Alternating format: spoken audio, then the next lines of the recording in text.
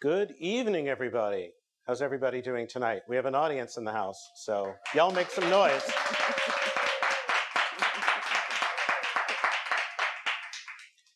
Welcome to JCAL Talks. It's our new season of conversations with Queens-based thought leaders.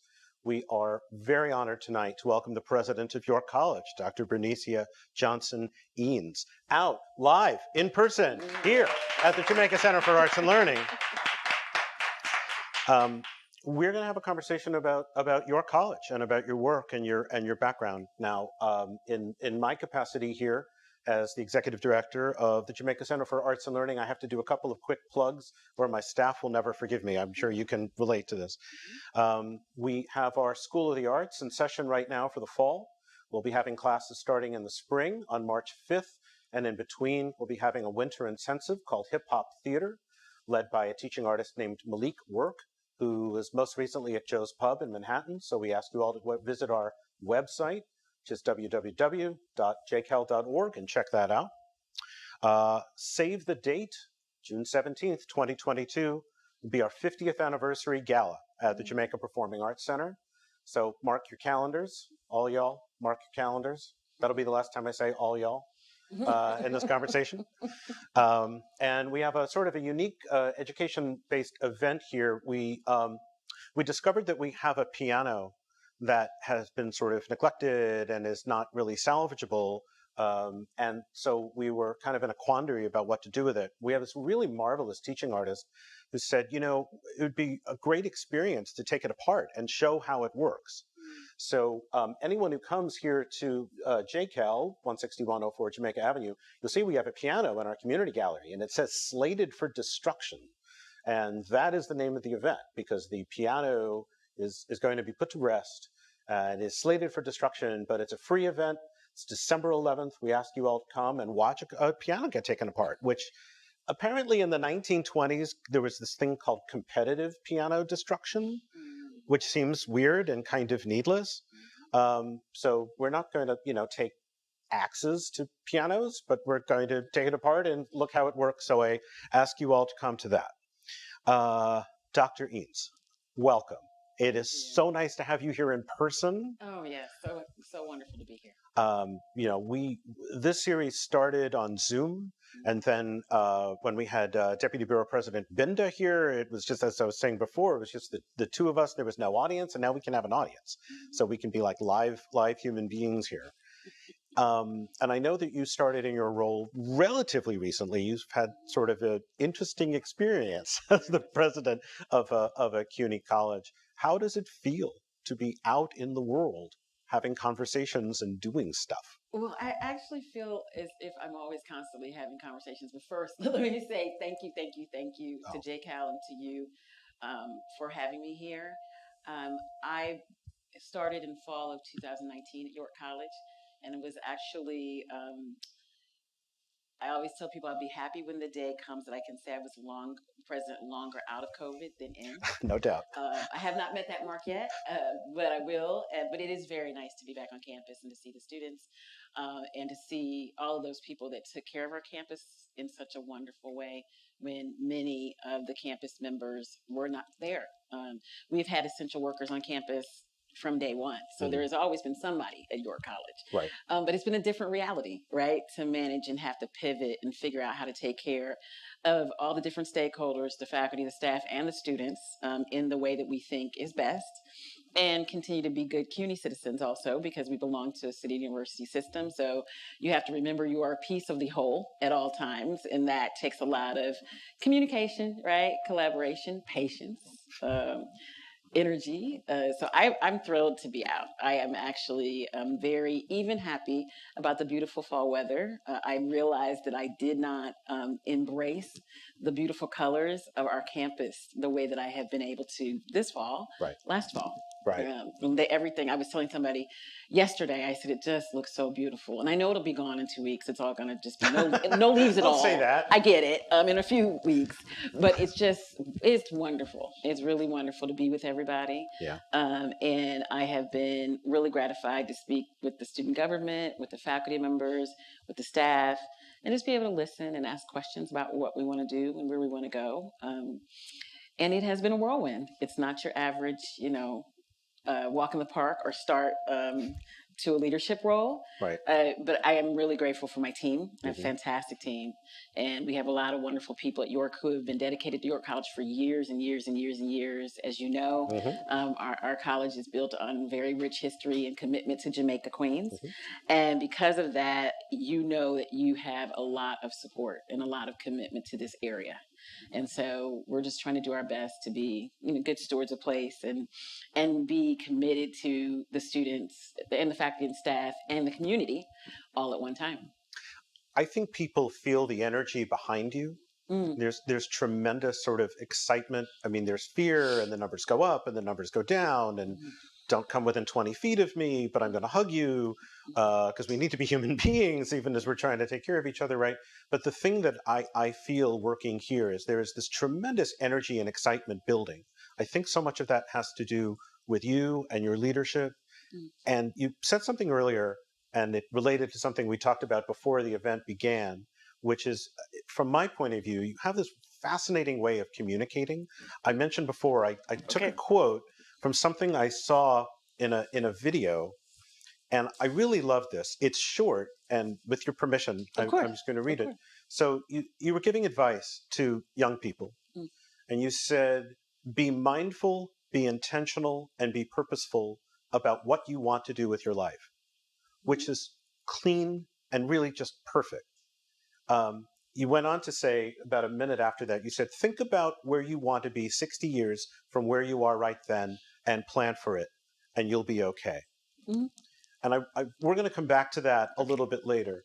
But to me, when we're talking about your vision for the college in this moment, which is so fraught and in need of so much change and justice, and to be able to put something so concise and clear together that even an aging geezer like me can read it. Well, 3 people laughed. Thank you all. Right, was really soothing. And I wonder, how do you look at your students? You're getting your students back on campus. There's some hybrid, there's some in person. There's so much uncertainty, as I was saying. And how do you sort of frame a strategic plan and approach to how you reopen and try to get back to whatever the new normal is going to be? So we're really lucky at York that the campus was participating in a strategic planning process before my arrival. It was really rich and deeply thoughtful, had a lot of open forums and meetings and asking. And so we completed that plan during my first year. So outside of having to adjust for COVID, we do have a plan, which is exciting, and it really is helpful to refocus us over and over. But it also is the York College plan. It's not Berenecea's plan. It's not some other person. It's the plan that the campus came up with together. And it's not going to be on the shelf. So, a lot of people think that those plans are supposed to be binders and you never look at them again. That happens. So we're not going to do that. Right. And we have been trying to live in the plan and commit ourselves to doing some of that work. I feel like it's sort of a 2-lane highway. Now, if you add COVID is the other street. We have a great plan, but you have to be nimble and flexible when life happens. And so I think we've been trying our best to do a really good job of keeping our eye on the prize, on the vision.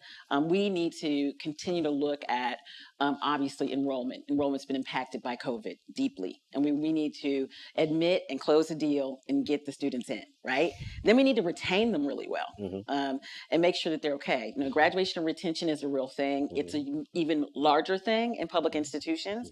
And so we're doing a lot of looking at our data and looking at who our students are. And if they do leave us, why do they leave us? If they transfer to someplace else, why do they do that? And so we're doing a little bit of that reflection while we're dealing with all of the COVID work. I think also we had a lot of capital projects on campus that were to some extent going slow. And they're almost a good amount of them are all done. We have a new escalator elevator project. We have painting that's been done. We have a JPAC, a performing arts center. Applauding. I applaud the applause. We have a performing arts center that has a new roof, so no more leaking and no more problems of that sort, so we can have the renovation. Right. We have our new private-public relationship with Queensboro FC. So we will have a professional grade soccer stadium, freestanding stadium behind our health and human physical education building. It's just been busy. So we've been taking advantage of the fact that there weren't as many people on campus. And I said within the reach of any time that they allow us to have people working, let's get working. So people have been busy, busy, busy. And I hope people can tell the physical appearance of the campus has changed, and some of those projects are done. And we made some promises to ourselves, and I think we've kept them, which I think really does help the morale, right? Sure. I'm sure you can imagine that any public institution can have its bureaucracy, and it can have its image of things going slow, right? So we have been trying to make sure that we do some things that sort of go to the other direction, that we get some of those things done. I think it makes people feel really safe to know that we dedicated to cleaning, and we had one of the largest vaccine sites in the city. We had amazing success with our testing center. And also we've always been a site for early voting and for elections in this area. So what I will say is the vision for York is one that is a great tapestry of the past, the present, and the future. The past includes a lot of those things that we really, really needed to get done, right? And get some of the, and then also honoring the history of York. The present is COVID. Right. And just, what are we going to do? What are we going to do? What are we going to do? Sometime every day, that's what it feels like, I'm sure, for my team. It's like, I don't want to talk about COVID anymore, but we don't have any choice. It doesn't go away, is the problem. Yeah. And the future is trying to instill some hope. Ironically, I am a late bloomer to parenting, and I have 2 teenage children, and I am more anxious the night before report cards than anybody in the house. That doesn't make any sense, I'm sure. But I'm a longtime educator. I've been on faculty. No, it made sense. It's been a lot, you know. Yeah. So I got busy today. I had a Senate hearing on campus, and was just going. And my husband, I guess I'd forgotten. I was nervous last night. I wake up today and get busy. He said, "Did you see the report card?" I said, "No. Did you see it?" And he said, "Yes." I said, "Yes. How is it?" He said, "Look, just look at it." And I had to laugh because back to the future. That future piece, and how's it going to move along? How are things going to be? What does our ultimate report card look like? Whether it's, my son's high school report card or our COVID, how do we do? Right? A lot of us have a lot of assessment and reflection that we're going to do. I'm always so thrilled with those people that have taken on new fitness journeys, and during COVID, they run 15, they do all these amazing things. I didn't do that. Right. Yeah, not me. There's another aspiration for my life. That wasn't it. But I think, you all of us have to sort of say, okay, where am I making progress on honoring the past, dealing with my present, and looking toward the future? And that's what I hope to have in my personal life, but also in the way that we look at York College. I was thinking about, I don't know what it's like to be the president of a college, but I was looking at all the different departments and programs and thinking about the school and thinking, I know you have a personal life, and there's always that question in an interview like this about work-life balance, right? If there is such a thing. I've been here 2 years. I haven't quite found that yet. I'm still trying, right? But I mean, we all have that struggle to some degree. And then I was thinking about the students, and when I was a student, I'm not good at work-life balance, and I wasn't particularly good at student life balance. Like I was either all about the studies, or there was a period of time, my mother and father will tell you, when I was not all about the studies. We will not be talking about that tonight, Mom. But yeah, if she's watching, and she might be, so we're not going to talk about that. We'll skip that part.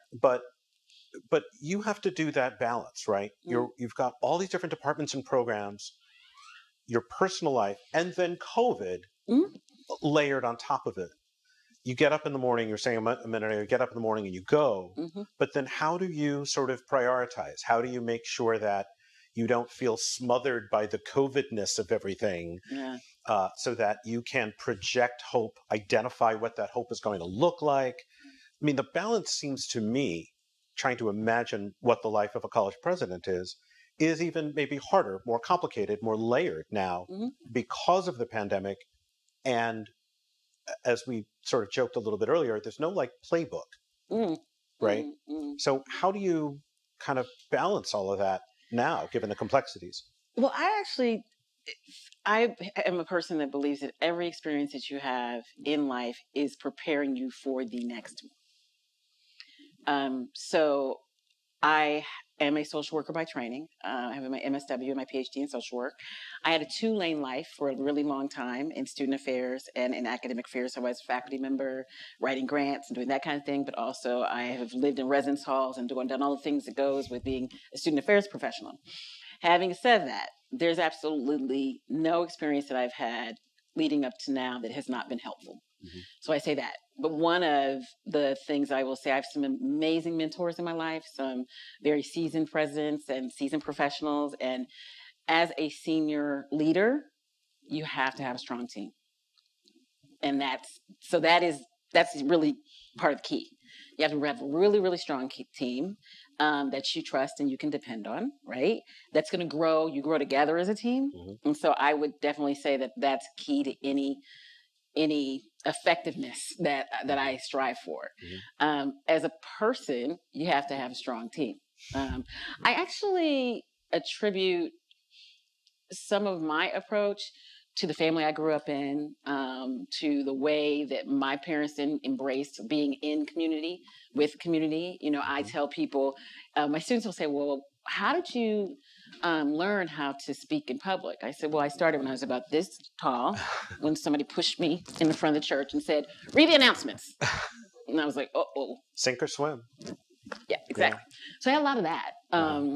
You know, I grew up around and in the presence of some of the most amazing women who were leading, maybe didn't have doctorates, you know, different places in life that just modeled what I adopted as my way of being able to cope or to balance. When I was growing up, my mother used to talk on the phone to her best friend every morning at about 6 o'clock or earlier for about 5 minutes or a little less. And I, as a young adolescent, would think, who is crazy enough to be talking to somebody at this time of the morning? Now, little did I know, you know, that's the only time she had. Mm-hmm. And that person gave her life, spirit, a little, you know, go get it, go have a good day, you know, whatever. Mm-hmm, mm-hmm. Of course, now I talk to a whole random group of people at 6 o'clock in the morning. Because she taught me, my mother used to march in place for 30 minutes every morning. Really? Either marching around the house, she's marching all the whole time. She didn't have the resources for a gym, neither nor time to go to the gym. Mm. That was her way of taking care of her physical health, right? Mm-hmm. So I guess there's all kinds of threads, you know, there's all these things. I was recently at a new president's training, and we had to get up and tell a little bit about ourselves. And I said, well, everybody in here has read each other's bios and CVs and that kind of thing. I said, I have 3 stories that have anything to do with me and where I am right now as a leader and what I believe in. Many of you, if you visit my office, there is a cotton stalk in my office window. And all my sisters, we keep one in a very nice vase. And because when I was younger, my grandmother that had a 2nd grade education, mm-hmm. I would be complaining about something. I have no idea what, something. And she would look at me and she said, Nisa, you didn't pick any cotton today. You want to talk about shutting somebody up. Really? Because she was speaking from her own perspective. Mm-hmm. And so she's like, you're all right. You're all right. So I have some pretty bad days, but my stock is in the pretty vase. And I remember her voice. And I'm like, okay, all right, I got it. The second one, story of perseverance and focus, that has to do with my dad. When I was probably about 10, the guidance counselor, I was going to middle school, guidance counselor told my dad, I think you really need to think about another alternative for her. She's not going to ever go to college. And my dad, who's a very stern, larger-than-life person, immediately stood up and said, oh, thank you so much for your time. And he said, Nisa, and he said it in that voice like, we're going. Mm-hmm. I said, oh, we're going? Okay, we're going. And when we were leaving, he said to her, I'm so sorry you don't know who she is or who she belongs to or what we see for her, but we appreciate your time. We won't trouble you anymore. So the day that I got my doctorate, my dad, you know, we have a big family. We travel in this big group anywhere. And I kept looking like where my family was for everybody. Is everybody got a seat? Everybody okay? I'm in line. I'm going to go across the stage. Is everybody got the camera ready? It's time. We're going. And I get up to the stage and I'm walking across and I look under this oak tree and he's standing there all by himself. Oh. And when I get down on the other side, he comes over and gives me a hug and a kiss. So what are you doing over here? And he says, listen, there was nobody with me that day that lady told you that you weren't going to school. And I didn't need anybody with me when I watched you do what you just did. You know, and so education transforms lives. It is my life's work. It transformed my family's life. So I get tired and, and it gets hard. And you do have to balance. And you have to partner with the right person. My husband's a wonderful man.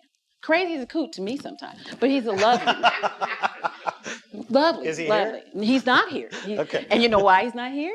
Because we got to balance, and we have 2 teenage kids. Of course. So, right. But I mean, you really do have to think about the partnerships you make, the friends that you have, the support system that you have, the team that you have around you working, and have really good mentors that you can trust that have been down the road way further than you, who can, tell you, you'll be okay. It's going to be okay. It's not, you're going to be okay. I hope that was too long of an answer. No. It was a perfect answer, actually, because it made me think about my own experiences in academia. I had mixed experiences in academia, but I was thinking about something positive, which was I had teachers and advisors and a dean I can think of who had not gone so far into academia that they had forgotten that students come from families and have lives and have all kinds of backgrounds and challenges which they may share or not share. And you don't necessarily know what the backstory is of a student. And it is the job of the best teachers that I ever had, without taking their eye off the ball in terms of imparting knowledge and incentivizing creativity and getting you to do critical thinking and learn how to turn in your deliverables on time and things like that, but also understand that you're dealing with people. They're not nameless, faceless students. And, occasionally I would run into somebody in an academic setting who I think had sort of lost that, and I couldn't connect with them as well. And I would imagine that you connect really strongly and viscerally with your students. I mean, you're sitting here, but I really think this is true, because what you just related about yourself, I think, suggests to anybody that you understand that, this is about people. It's about, you understand how education changes lives, and that the life that's changed is not just the intellectual knowledge that you're acquiring. It's the emotional knowledge and the critical thinking skills and the how are you going to navigate yourself in the world, which not everybody necessarily has coming out of their families and their own situations. Quite a few of our students are first generation students. We live in the most diverse city in the United States. You bet. And that's borough. And it is the most wonderful thing for all that to be the truth. I do think from an equity lens, people have to be careful that none of those things look like deficits. They're gifts. And I would only want that to be celebrated for any of our students, right? But yes, when you don't have anyone around you that has had to navigate, financial aid forms and this and that and whatever the other things are, you definitely need to have a campus that embraces a very proactive approach to leveling whatever playing field, whatever you walk in the door with, hoping to provide you with the information and the experience that pushes you to love to learn. One of the things, I've spent my whole life on college campuses. My whole career, I went to one and always worked for one since I was 18, in one way or another. Right. They are just amazing places. What you want is for your students to believe that this is this is amazing. Another one of my mother's stories. I don't know that they realized that long distance didn't cost as much money. When it stopped costing money. Sure. But when I went to college, my mother still thought that long distance cost a lot of money. And so she would call me every other 3 days or so for like, again, one of those 5-minute calls. How are you doing? Are you focused on your learning? Be sure you have fun. It's going to be over soon. Bye. It's great. And I was like, why did she say the same thing? And she was right. It flew. Sure. If the time just flew by. Sure. And I looked around and I was like, oh my gosh, how did this happen? Like, it's over. And then you even have to help more, because what we know now is that publicly higher education is being challenged for its value. And do we deliver a product that then delivers a person who is able to take care of themselves, be in the workforce, be contributing? Do we do that? And I, without a doubt, am committed to that. I actually get a little insulted that we have to argue the point, but it's okay. But it's a big thing. It's a big thing now. It's everywhere. Why is it really a value? They're going to graduate with so much debt. Da, da, da, da. That's not the case at York. All of CUNY. It's not, exactly. That's why I did my master's at CUNY. So that's that just kind of, right, exactly. So, Yeah. so in some ways, that's an amazing thing because it takes that off the table. But there are other things that the students need assistance with, right? There are other synergies. To say nothing of the fact that we have some of the most hardworking faculty that are living the result of previous years of budget cuts and things of that sort, right? And trying their best to serve the students as if there were resources falling off the trees, and they're not. They're not. And so that's also commendable, but also part of the balancing and the work that we have to do. And I think public organizations have to push past letting any kind of resource rigor or public discourse or bureaucracy get in the way of what we're meant to be. On a daily basis, how do you impart? This is a really terrible question because it's so general, but on a daily basis, how do you sort of impart or prove those values? By the way, I agree with you. I mean, I apologize for interrupting. I did my master's at CUNY because I'm not a rich guy. And I was older when I got my master's, so it was entirely elective. It was not because I'm going to get that job. It was because my undergraduate career was sort of weird, and I wanted to go back and do the work that I didn't have the maturity to do when I was a 19 or 20-year-old. And that was great, and I really enjoyed the experience. But there are so many people that don't understand the value. There's so many students. I was encountering students significantly younger than I was, and they didn't, I don't know if it was maturity or the times that we live in or whatever, they didn't quite understand how special it is, and it does fly.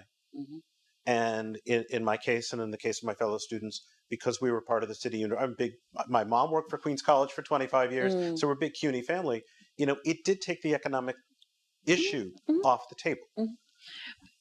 But let me also preface, it takes it off the table for some. It is still a huge struggle for many. Sure. Correct. And Correct. that's another nuance, right? Because COVID made that even more difficult. There were, I mean, you can look in downtown Jamaica. Our students are from here. They're local, most of them. They're students whose families lost their businesses. Or relatives. Or relatives both. lost their jobs. And so to some extent, everything had to shift, right? I had a student leader who said to me, President, I really would like to stay an extra semester, but I'm going to go ahead and graduate. Was planning for the fall rather than the spring, right? And I said, well, what's going on? I was like trying to figure out, is it, money? Is it, what, can I help with something? And he says, no, I just cannot. I cannot, we've never all been in the apartment like this. Like, I cannot go to school. I cannot. Like, I know I don't want to feel like a bad person because I need to get out here and work and help out. But I also need to be moving in a different way. And the virtual learning was not easy for everyone for a variety of reasons. We access to the actual, the web itself, having a quiet place to study, not having other people you're competing with, all these different things. And so I think we won't see the quantitative or fully quantitative or qualitative outcome of the impact of that on people's learning experience, I don't think for a few years, because we're still too busy in it. Sure. What are we going to do when we find out what that is? I know you. Well, I'm dealing with it every day, but deal with the new balancing act, which is somebody's got to take their pajama pants off and come back to school. But of course, some people would like to not do so. Sure. So how do we fashion ourselves to be the college and university that we need to in this ever-changing time where we've learned there are some things that we can do virtual really well, right? How many of those things do we always keep 50% virtual, right? How many classes do we want to have online versus hybrid or in person? I very much know that we are going to be juggling that adjustment for a little while because it's a national conversation. Then it gets to be a state conversation. Then it needs to be a local conversation. And it's a very fluid conversation. To say nothing, the fact that we have to stay accredited institutions and we are accredited to be in person. So if COVID went away tomorrow, would you phase out hybrid? Would you phase out distance? Not totally. I doubt it. I doubt it.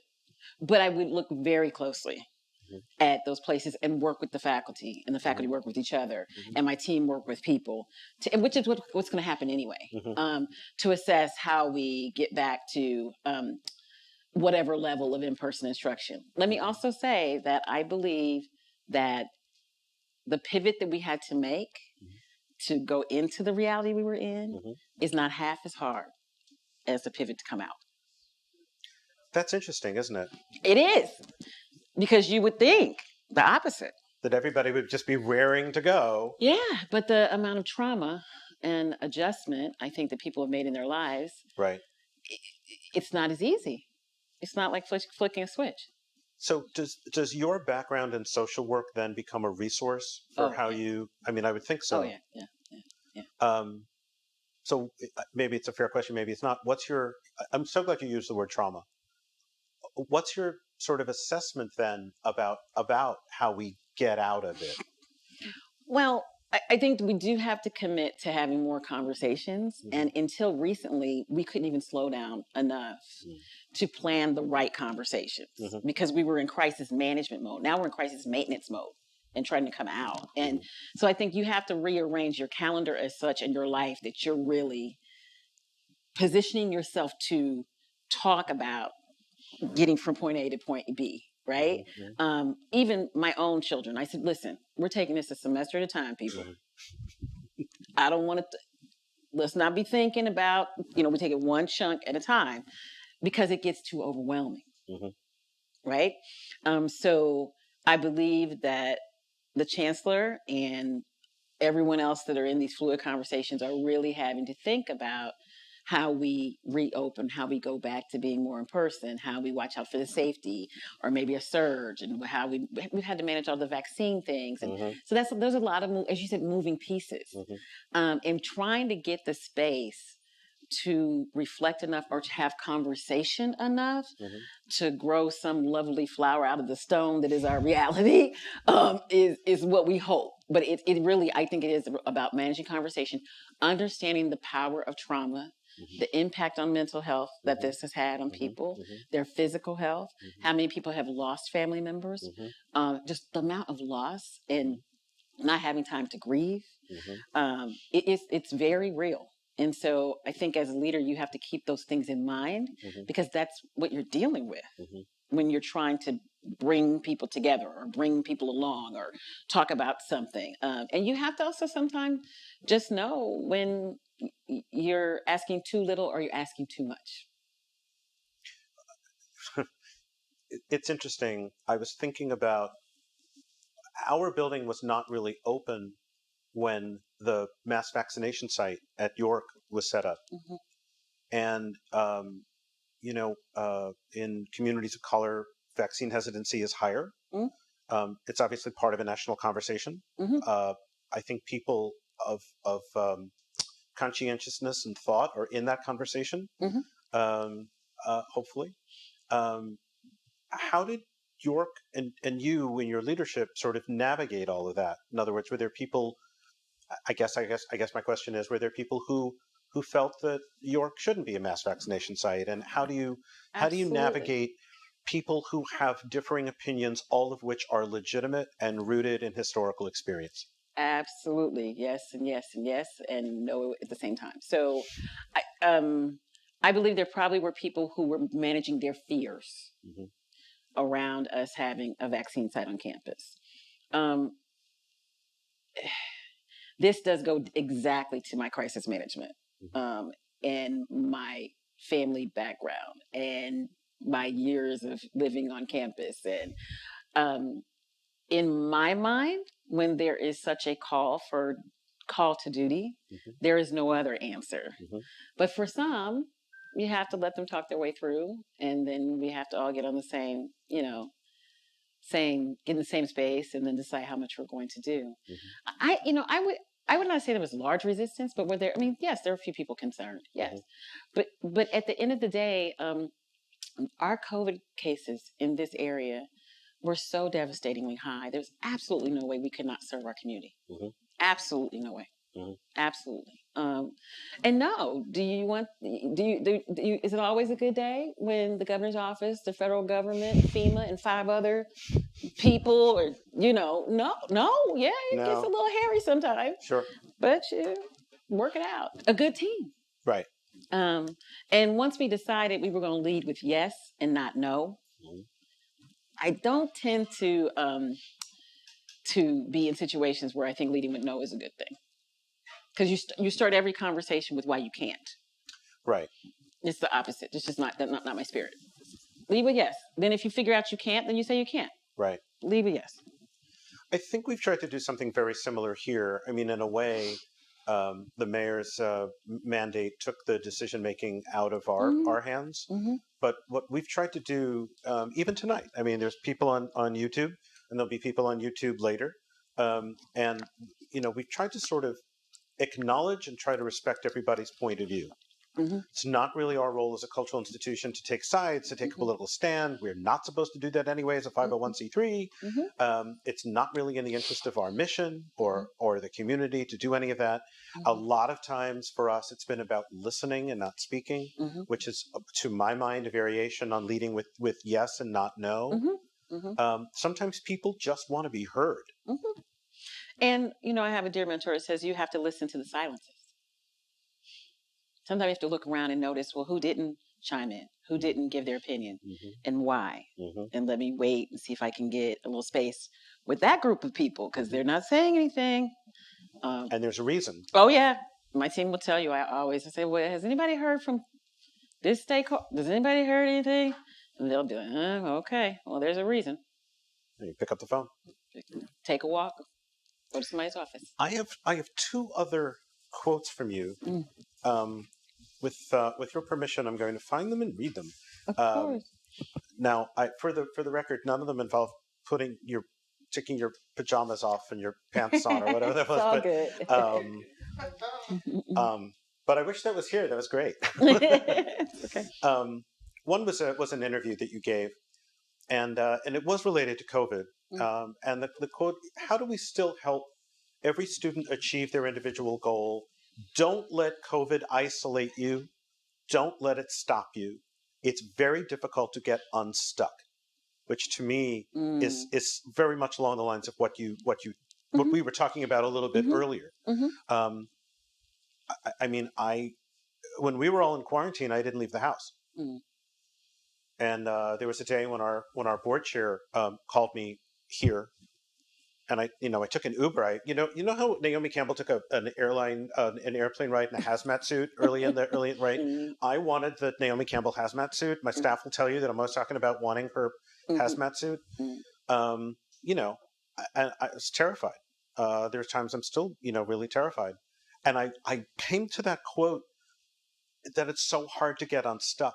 Oh yeah. And there are so many people for whom it's very difficult to get unstuck. My mom and dad are elderly. So weird saying that, but they are. And and they're vaccinated, but because there are breakthrough cases, and they're nervous, and so they have changed their lifestyle in ways that I think they don't like, but they feel that they must. Mm-hmm. So they are, in a way, struggling. I just saw them. They live out of town, struggling to get unstuck, and spending a week with them and watching them sort of wrestle with that, Mm-hmm. And I'm not going to sit. First of all, my mom and dad will not allow me to sit in their house and tell them what to do. So I'm not going to do that. But watching them struggle with becoming unstuck Mm-hmm. Mm-hmm. is a very real thing for people, not just young people, people of every imaginable walk of life. Mm-hmm. And when I came across that, I don't know where the question is in this story, but for you, but when you're talking about don't get unstuck, how do you? I guess my question is, are there days when it's tough to get up and face what you have to face? No. Or is that the leading with yes? Yeah, no. I mean, other than pure, sorry about that. I shouldn't have touched that. Other than pure exhaustion, which is just normal. Which is a thing. Which is a real thing.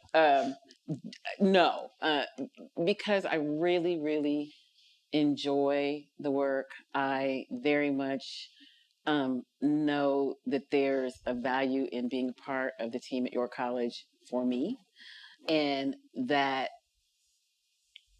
there are amazing things that can and are being accomplished at all times, even when you can't see them happening, right?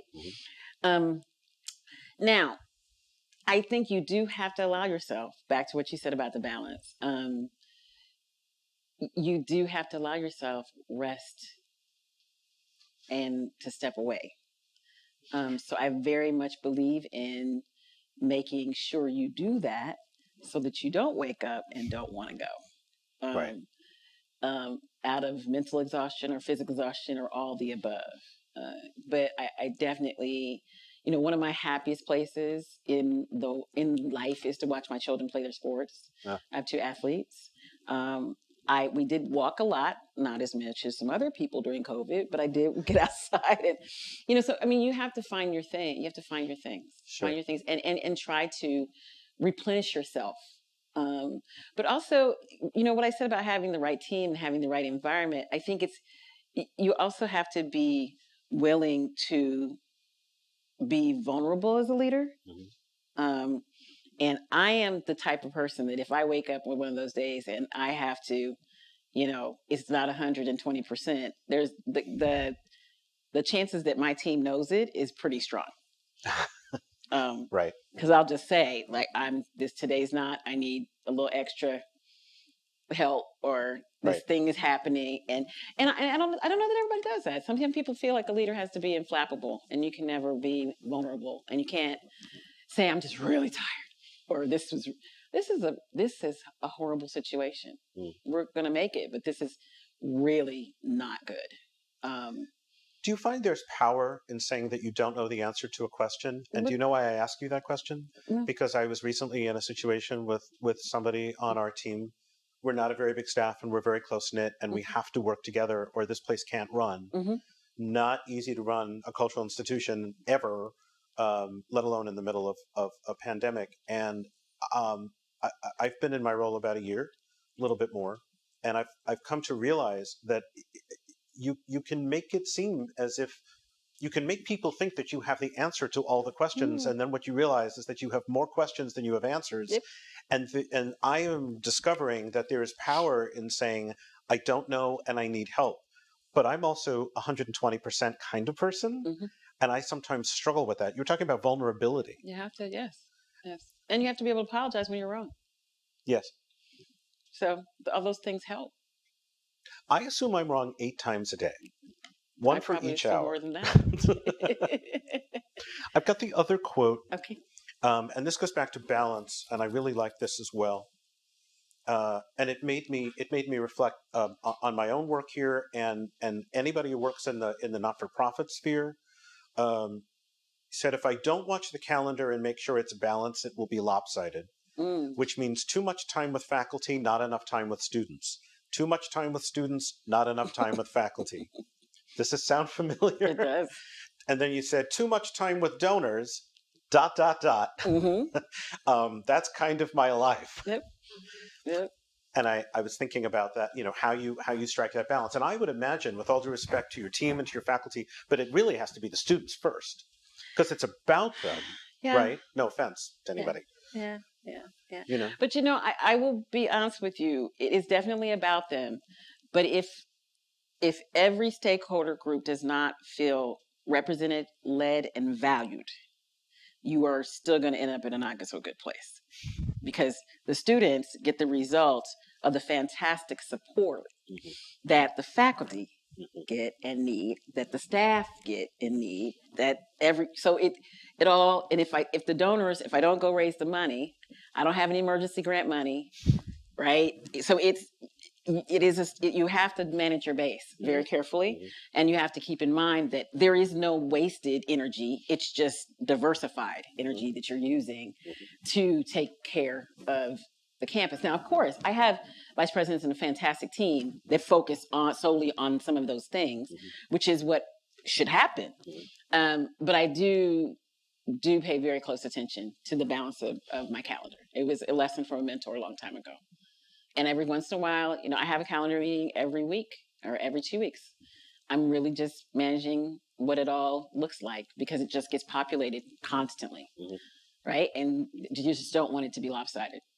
Right. You want to be sure right. that you're using your time wisely, right, and appropriately for the situation, because COVID also changed that. I mean, they ask me all the time why I don't sit down half the time when I go to certain events. I'm like, because I Zoom all day. Right. I sitting all day. I've never been that kind of lead. I like to walk around. Yeah. So that's been an adjustment. You have to get the standing desk and all that stuff, so you can go stand up and down and move around.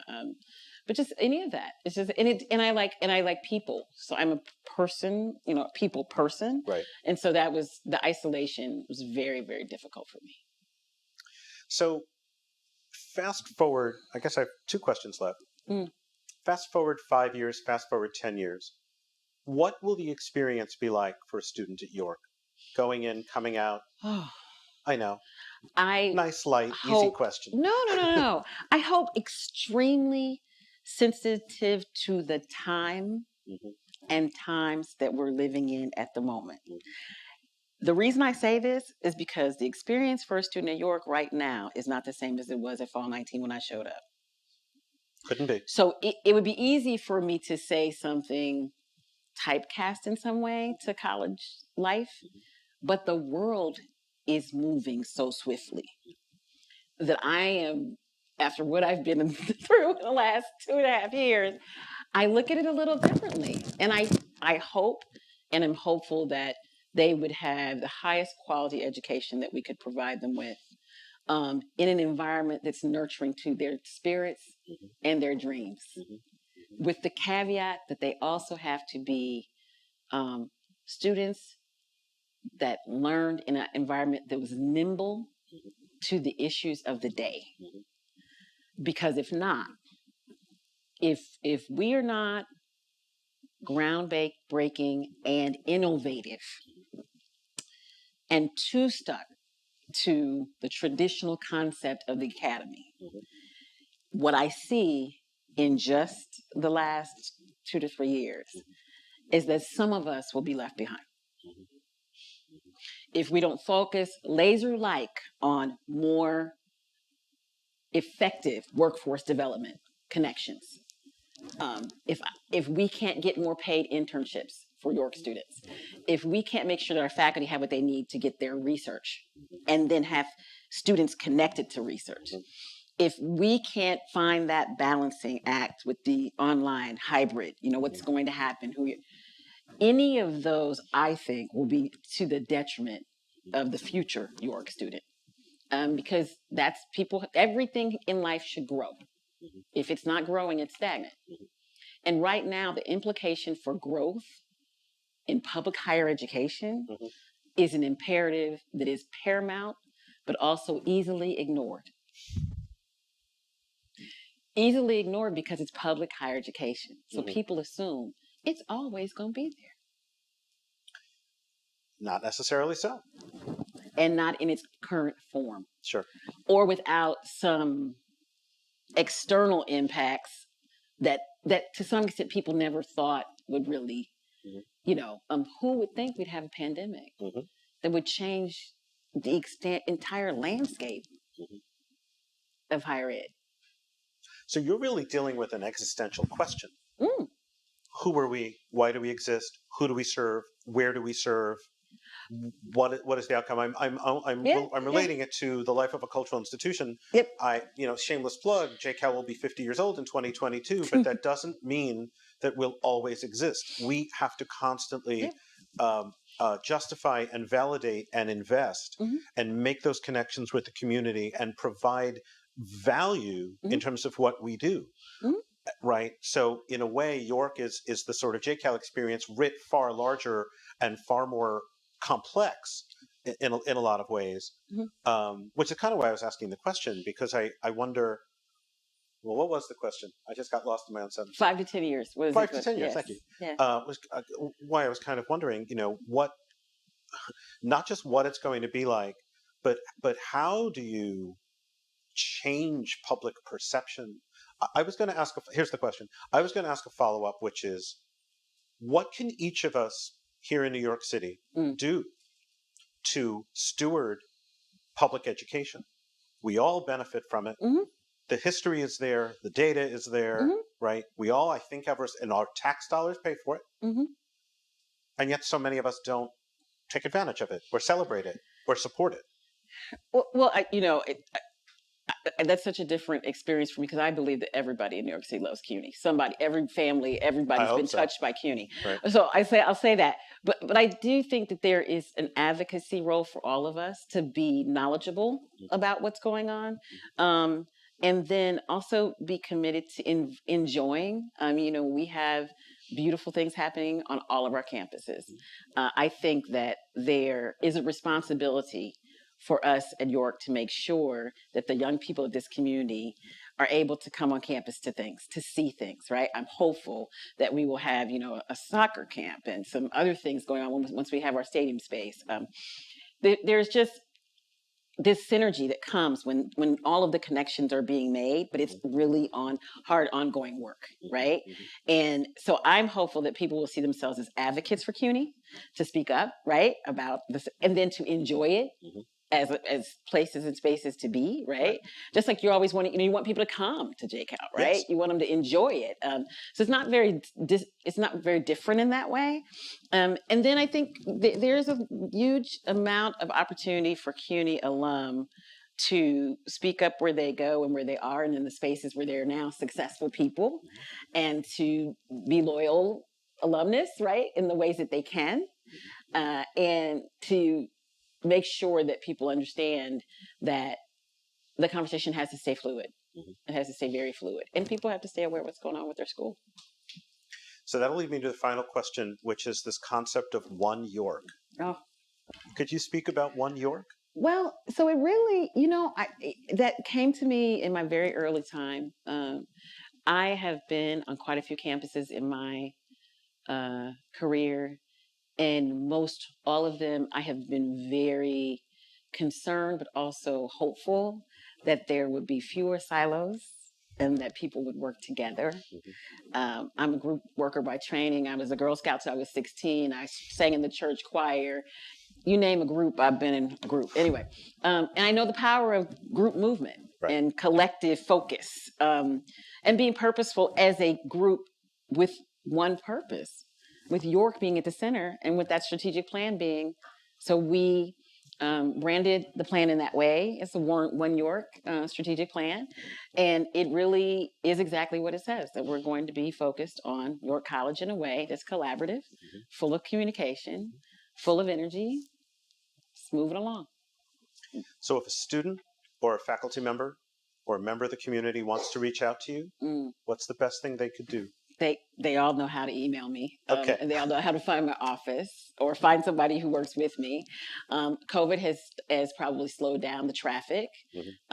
Ironically, I don't think that the students use virtual outreach to as many of us, other than those that they're in class with. Like, I feel as if their circles have gotten smaller. When they were walking around, I feel as if it was no big deal for me to go to an event and for one of them to be, but it's this distance Sure. that makes it a little different, right? So I don't probably get as many student emails as I used to. And it's not as if they don't know I'm not there. You know, people don't know we're staff or faculty. It's just their circle has become smaller, temporarily, hopefully. Hopefully. Yes, yes, yes. So, Dr. Eanes, thank you for joining me tonight here at course. JCAL. It was an honor and a pleasure to spend some time with you. Thank you so much for having me. And my pleasure. And thank all of you for being here tonight.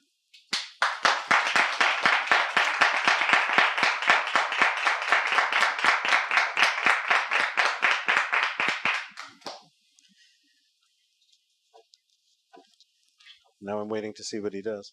Did we end?